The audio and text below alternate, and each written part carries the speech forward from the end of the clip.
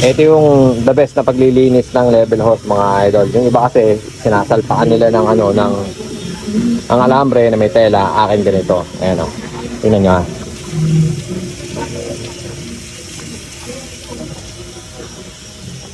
Ayun. Ayun. Alabas yun dito. Ayun.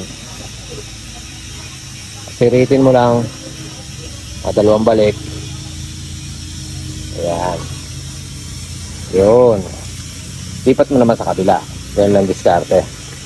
Pagka nakadalawang balik ka na, pugutin mo na. Ayan, malinis na.